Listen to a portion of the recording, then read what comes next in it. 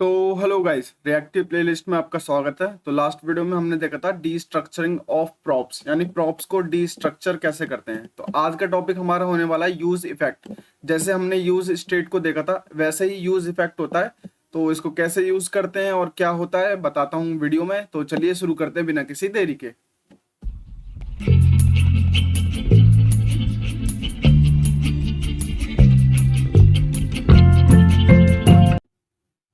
तो सबसे पहले जाएंगे अपने कंपोनेंट फोल्डर में। कंपोनेंट फोल्डर में जाने के बाद बनाएंगे एक फाइल और बनाएंगे इफेक्ट के नाम से, ठीक है। इफेक्ट डॉट जेएस करेंगे एंटर, इसको कर देंगे हाइड। तो इफेक्ट डॉट जेएस में सबसे पहले वही आरएफसी लिख के एक फंक्शन बनाएंगे, ठीक है।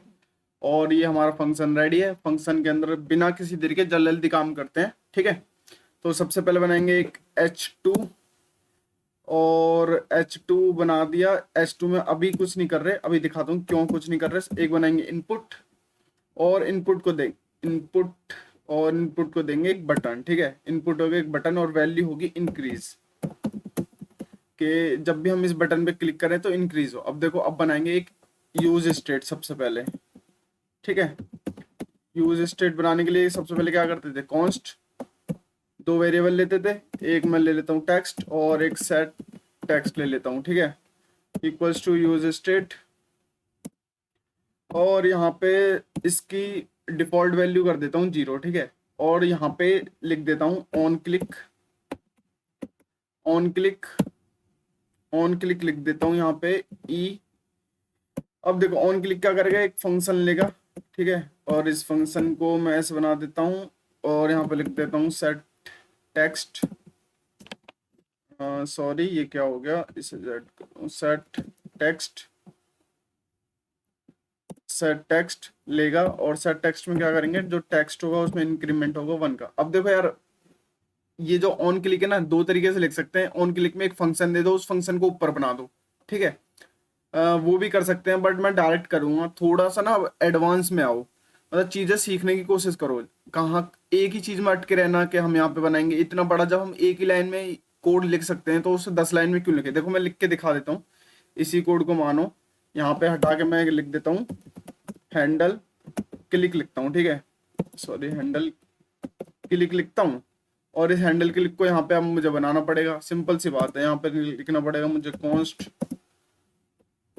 हैंडल क्लिक इक्वल्स टू, यहाँ पे एक फंक्शन बनाना पड़ेगा मुझे।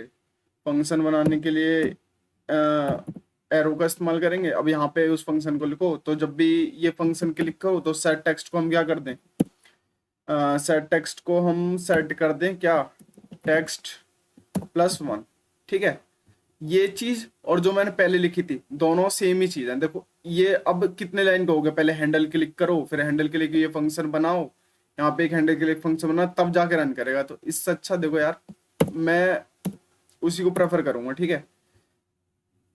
क्योंकि यार एक लाइन में जब हम काम कर सकते हैं। और देखो एक चीज बताऊं, जब आप इंटरव्यू देने जाओगे ना तो इन्हीं चीजों को, छोटी छोटी चीजों को देखते हैं कि ये कैसे कम लाइन में एक कोड लिख सकता है। इसी को बोलते हैं क्लीन कोड। बहुत सी आपने वीडियो देखेंगे यूट्यूब पे, how to make clean code, ये सब चीजें है ना। वो सब कुछ नहीं होता। देखो चीजें सीखो, आसान वाली सीखो और जो तुम्हें कॉन्फिडेंस दे, ठीक है, वो चीज सीखो। तो सबसे पहले देखो यहाँ पे ऑन क्लिक है, सिंपल सा है। यहाँ पे एक हम देंगे पैरेंथेसिस, उसमें एक कोई भी एलिमेंट ले लेते हैं, ठीक है। और उसको देंगे एक एरो फंक्शन। ये ES6 यूज कर रहा हूँ मैं। ES6 का होता है ECMAScript 6, ठीक है। रिएक्ट में या फिर जब भी आप JS लिखते हो तो ECMAScript आपने पढ़ी होगी। ECMAScript क्या करता है, फंक्शन एरो फंक्शन यूज करता है, मतलब छोटी लेंथी चीजों को छोटी चीजों में बदल देता है, एक तरीके से मान लो, ठीक है। अब यहाँ पे ये फंक्शन क्या करेगा, सेट टेक्स्ट कर देगा हमारा, क्या कर देगा, टेक्स्ट +1, ठीक है। टेक्स्ट +1 कर देगा और यहाँ पे हम उस टेक्स्ट को सेट कर देंगे। और कैसे सेट कर लेंगे, कर्ली ब्रेसेस के अंदर, ठीक है। क्योंकि हम जावास्क्रिप्ट हमेशा कहाँ लिखते हैं, कर्ली ब्रेसेस के अंदर। तो टेक्स्ट ये हो गया। अब इसमें कोई नई बड़ी बात नहीं थी। इसको करते हैं सेव, ठीक है। और सेव ये हो गया। और ऐसा करते हैं, इसको यहाँ पे इंपोर्ट भी तो करना है, तभी तो वो चलेगा। तो यहाँ पे डालेंगे इफेक्ट इफेक्ट। अब देखो ऊपर अपने आप इंपोर्ट हो जाएगा, ये मैं लास्ट वीडियो में सब कुछ बता चुका हूँ। अब करते हैं सेव, ठीक है। अब ये कंपाइल हो रहा है नीचे, देखो कंपाइल सक्सेसफुली, ठीक है, हो चुका।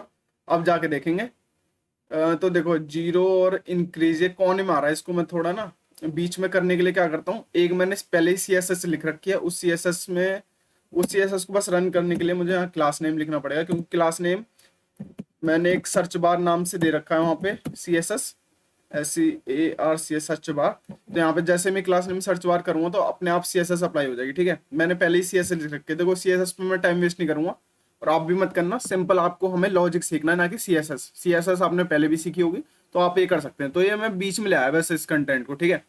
जैसे मैं दबाऊंगा ये तो ये इंक्रीज होता रहेगा, इसमें कोई नई बड़ी बात नहीं थी, ये मैंने स्टेट में भी आपको दिखाया था, ठीक है। इसको मैं रिफ्रेश कर देता हूँ, अभी इसको पहले जैसे ही कर देता हूँ ना। अब देखो यूज इफेक्ट क्यों यूज करते हैं और कैसे यूज करते हैं, ठीक है। सबसे पहले मैं एक चीज दिखा देता हूँ, पहले यूज इफेक्ट यूज कैसे करते हैं वो दिखा देता हूँ। यूज इफेक्ट सीधे यूज करते हैं, देखो जैसे हम यूज स्टेट यूज करते हैं ना, पहले हमें वेरिएबल बनाना पड़ता है, ये सब कुछ नहीं होता। यूज इफेक्ट ना एक फंक्शन की तरह है, ठीक है। फंक्शन की तरह नहीं, एक फंक्शन ही लेता है। जैसे यूज इफेक्ट ले एक फंक्शन लेगा, तो फंक्शन बनाओ, और ये फंक्शन में क्या करना पड़ेगा, आपको कुछ भी देना पड़ेगा। जैसे मैं एक अलर्ट देता हूँ, ठीक है, एक अलर्ट देता हूँ, और वो अलर्ट क्या होगा कि इंक्रीज हो गया 1 से, ठीक है। क्योंकि हर बार हम दबाएंगे तो इंक्रीज कितना हो रहा है, 1 से। तो जब भी हम एक बार इंक्रीज करेंगे तो यूज इफेक्ट हमारा चल जाएगा, ठीक है।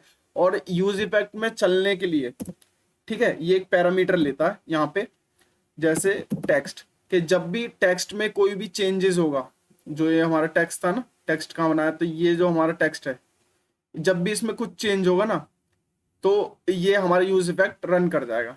कहने का मतलब सिंपली ये है, ठीक है, समझ गए।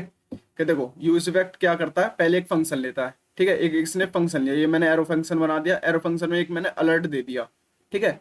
अब अलर्ट हमें कैसे पता चलेगा कि ये अलर्ट कब चले, तो उसको बताने के लिए हम यहाँ पे कॉमा के अंदर ये देते हैं, हम क्या कहते हैं स्क्वायर ब्रैकेट के अंदर हम देते हैं कोई भी एक पैरामीटर, कि जब भी टेक्स्ट, यानी टेक्स्ट क्या है, जब भी टेक्स्ट में चेंज होगा, ये वाला टेक्स्ट, ठीक है, जब भी हमारा टेक्स्ट में चेंज होगा, हमारा ये अलर्ट क्या कर जाए, रन कर जाए, ठीक है। अब करते हैं सेव। ये कुछ वार्निंग्स हैं, ये तो आती रहती हैं। Text was use before it was defined. अब देखो एक चीज क्या कह रहा है, ये टेक्स्ट यूज कर लिया पहले, डिफाइन करने से पहले ही। तो यूज इफेक्ट को ना हम यहाँ की जगह ना इसको कट कर लेते हैं, स्टेट के बाद लगाते हैं। क्यों? क्योंकि पहले हम इसको डिफाइन करेंगे तब हम लगाएंगे, ठीक है। अब देखना, अब इसको मैं सेव करता हूँ तो वार्निंग हट जाएगी। अब देखो, तो यार ये कुछ वार्निंग्स और एरर को ना पढ़ना सीखो, तो उससे थोड़ी हेल्प मिलती है, ठीक है। अब ये टेक्स्ट पे देखो कोई वो नहीं आ रहा, कोई वार्निंग नहीं आ रही। अब हम जाते हैं, अब देखो सबसे पहले ये तो देखो स्टार्टिंग में आई गई आएगा, एक बार आएगा, जैसे ही मैं इंक्रीज करूंगा, इंक्रीज हो गया 1 से, ओके, 1 आ गया। फिर दोबारा करूंगा इंक्रीज पे क्लिक, तो देखो इंक्रीज हो गया 1 से 2, फिर क्लिक करूंगा तो इंक्रीज हो गया 1 से, अब आगे 3। तो हर बार जैसे ही मैं इंक्रीज पे क्लिक कर रहा हूँ, यानी जैसे ही मैं बटन पे क्लिक कर रहा हूँ, 1 से इंक्रीज हो जा रहा है, और ये अलर्ट हमारा शो कर जा रहा है। तो ये यूज इफेक्ट की मदद से होता है। देखो जैसे हम HTML CSS और जावास्क्रिप्ट आपने पढ़ी होगी, तो वहां पे हम ना लॉजिक लिखते थे बहुत सारा, तो वो सारे लॉजिक से बचने के लिए यहाँ पे क्या यूज इफेक्ट यूज करते हैं हम रिएक्ट में। तो देखो वो जो लॉजिक लिखते थे वो कम से कम मैं बता रहा हूँ 15 से 20 लाइन का होता था, और यहाँ पे सिंपली कितने लाइन में हो रहा है, सिर्फ 3 लाइन में। वैसे 3 लाइन भी नहीं है, चाहूँ तो मैं इसे 1 लाइन में भी लिख सकता हूँ। ये तो मैंने क्या कहते हैं एंटर मार के नेक्स्ट लाइन में लिख रहा हूँ, ताकि ये चीजें ना कोड हमारा क्लीन रहे, वरना 1 लाइन में भी लिखा जा सकता है, ठीक है। तो उस चीज से बचने के लिए देखो 15 और 20 लाइन और यहाँ 3 लाइन, कितना एफिशिएंट वर्क है, ठीक है। तो ये चीज हमारी रिएक्ट में बहुत सी मदद करती है। जैसे स्टेट है, जैसे हमने स्टेट देखा था, ये स्टेट जो क्या करता है, हमारी कुछ भी चेंजेस लाने में, स्टेट में किसी भी चीज की स्टेट में चेंज लाने में हेल्प करता है। वही हम जब जावास्क्रिप्ट से करते थे लॉजिक लगाने में, कितना हम लॉजिक लिखते थे कि ये हो, if this is equal to this तो ये चेंज हो, और एल्स ये चेंज हो, ठीक है, इतना बड़ा लिखते थे। लेकिन अब हमारे पास कितना सिंपल हो गया है यूज स्टेट की मदद से। वैसे ही हमारा यूज इफेक्ट है, कुछ भी हमें इफेक्ट लगाना है तो हम लिखेंगे यूज इफेक्ट, और वो चीज हम यहाँ पे उसके फंक्शन में लिख देंगे अलर्ट। अब जैसे आने वाली वीडियोज में मैं कुछ API यूज करूंगा, उससे मैं डाटा लाऊंगा। डेटा क्या, चलो यार नेक्स्ट वीडियो में एक ना एक वो बनाते हैं प्रोजेक्ट बनाते हैं, ठीक है, सिंपल सा। तो नेक्स्ट वीडियो में प्रोजेक्ट बनाते हैं, मिलते हैं नेक्स्ट वीडियो में, बाय।